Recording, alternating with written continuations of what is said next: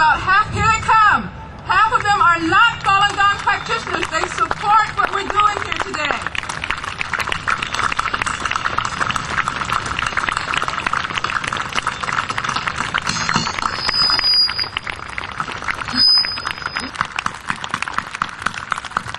They are riding to show their solidarity and their concern for practitioners who are being persecuted in China, especially for the children who have lost their mothers and fathers, the children who cannot go on to college, the children who are harassed, the children who are made to say bad things about Falun Gong in China.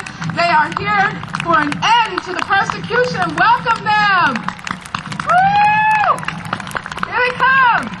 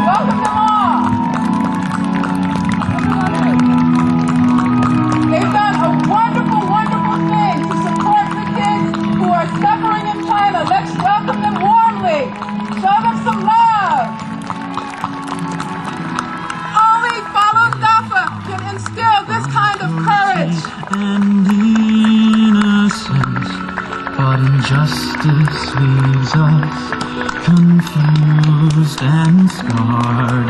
Look at them! Look at all of these beautiful faces! They have sacrificed their time and for the kids. Joining me on stage now is my co-host, Keith Ware from Washington, D.C.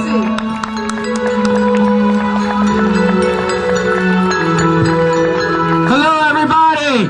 One more round of applause! Come on! Teenagers don't do this kind of stuff! Let's go! Behind...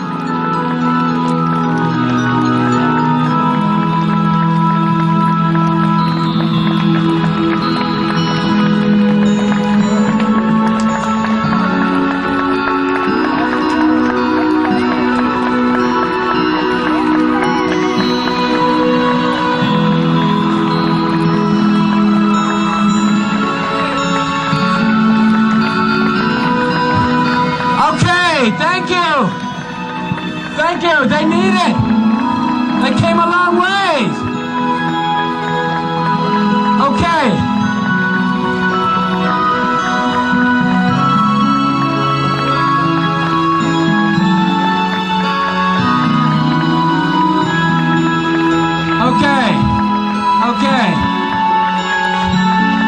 Okay, let's get started. You can bring the music down a little bit. Thank you. As fantastic a job as these wonderful teenagers did, I have to say one thing first, before we even get started. Everybody up here, they have parents that had to forbear their riding the 1,400 miles to Washington, D.C., or in the case of the people from Chicago, the 800 miles to Chicago. And the parents had to forbear quite a bit. Let's give up a big hand for the parents.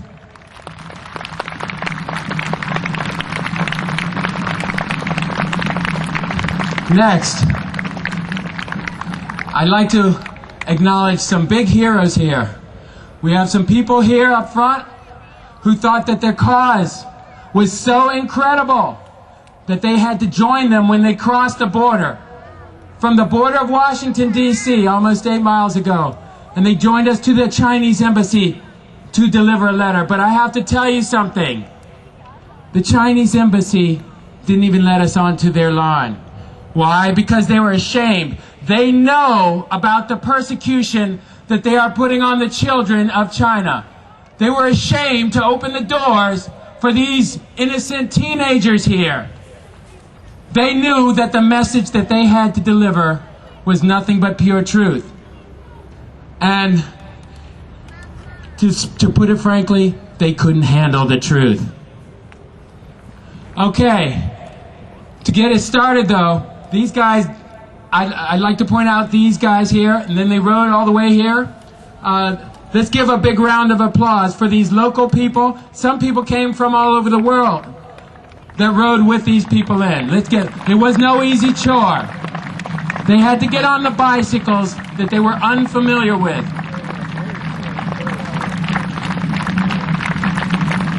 Unfortunately, Senator Paul Strauss from Washington, D.C.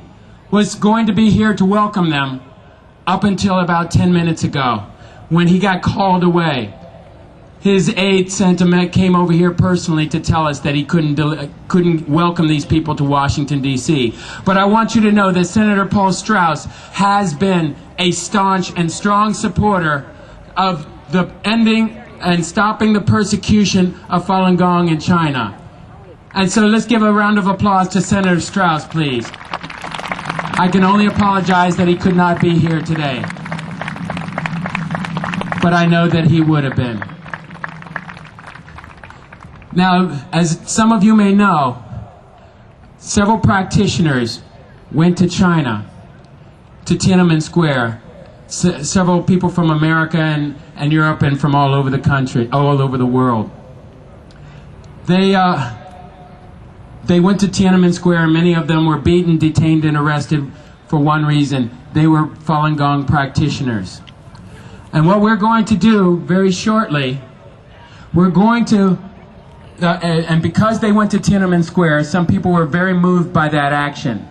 As a result of that action, they wrote a song.